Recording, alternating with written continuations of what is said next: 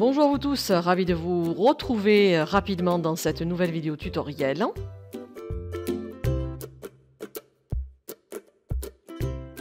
Alors je vous propose comment créer un paysage marin. Alors dans ce tuto on aura besoin d'un tissu, je pense que vous n'aurez pas parce que ça sert à faire donc des effets de matière, mais notamment on s'en sert pour reproduire l'effet voilier qu'il y a sur l'eau, et un bout de carton, de papier cartonné que vous allez déchirer en zigzag pour faire un petit peu les vagues. Allez, on va voir tout ça ensemble tout de suite. N'oubliez pas de cliquer sur abonner et de valider la cloche pour recevoir mes vidéos dès qu'elles sont éditées. J'ai posé un pochoir ou un bout de scotch, pas tout à fait vers le centre, pour me permettre de faire la ligne d'horizon qui est toujours bleu foncé. Et je l'ai fait en dégradé parce qu'après je vais faire justement l'eau, on va dire le fond de l'eau, un peu de jaune. Vous pouvez faire un peu de couleur chair et un peu de turquoise si vous avez ça sous la main. Et pourquoi pas, on peut pousser plus loin. Si vous avez une vieille brosse à dents, vous trempez, mais alors très peu, les poils de la brosse à dents dans du sépia ou du brun, plutôt du brun, et vous allez éclabousser, mais de loin et pas de trop près, parce que ça va faire des grosses taches, ça va représenter le sable. Alors on passe à ce fameux tissu. Ce tissu, je l'ai plié un peu trop en 3 parties, la peinture ne passera pas.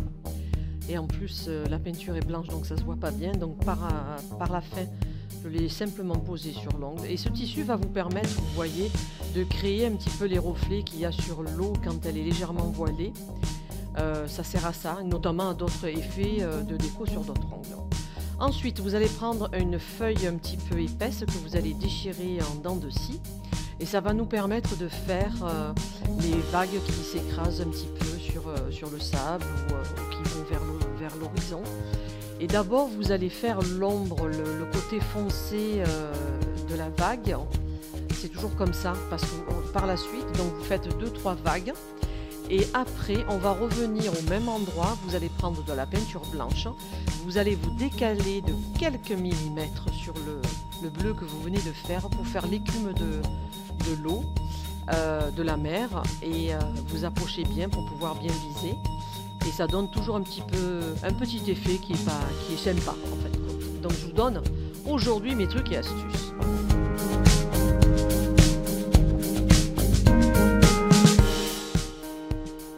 Donc ensuite, moi je cache de nouveau le dessin que j'ai fait. Je ne vais pas faire un rond en bas. Par contre, je prends un pochoir cercle où je vais le centrer pour pouvoir faire le soleil un petit peu couchant. Donc dans ce cercle, vous pouvez mettre du jaune. Alors il est évident que je ne mets pas de blanc puisque mon support est déjà blanc. Ensuite, moi j'ai mis du orange. Et à vous de voir l'imagination, de jouer les nuances sur un soleil couchant. Vous pouvez faire plus orange vers le bas, ça c'est vraiment vous qui voyez. Et moi par la suite, après j'ai rajouté un petit peu de mauve, mais sur les contours, pour foncer, c'est-à-dire les contours du soleil. Autrement, on aurait pu mettre le positif de ce pochoir sur le soleil et on aurait ombré le soleil derrière, mais bon, ça aurait fait peut-être un peu trop. Donc des astuces, il y en a, il faut les avoir dans la tête, mais ça viendra quand vous aurez l'habitude de faire énormément de nail art à l'aréographe. Donc là, vous voyez, j'ai ombré légèrement. Vous voyez, c'est toujours sur le pochoir et ça vient au pourtour du soleil.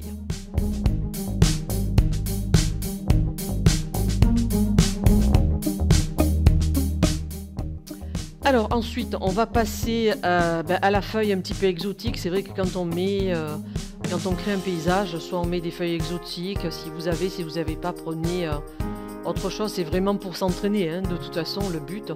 Et là, je n'ai pas chargé en couleur, ça aurait fait beaucoup trop. Parce qu'il y a quand même assez de couleurs vers le bas et le soleil. Et donc si on met trop de couleurs sur les feuilles, j'aurais pu créer encore des feuilles avec 2 nuances, du jaune, du brun.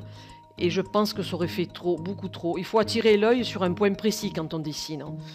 Et l'œil justement sera sur la mer et le soleil. Et on va bien voir les feuilles qui sont un petit peu dans le côté sombre au premier plan.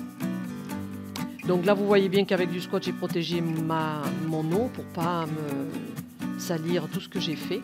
Et les feuilles, voilà. Moi, je pense que vers le haut, il manquait un petit peu quelque chose. Je repositionne ma feuille. Et le noir, je n'insiste pas énormément.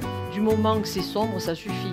Parce que vous avez tendance à faire énormément de noir et la peinture va être caoutchouteuse et c'est vraiment pas le but. Et là, je pense que je m'arrête pour la déco. Et on va passer au gel de finition. Comme je vous le dis souvent, il faut vraiment que votre gel soit passé de partout.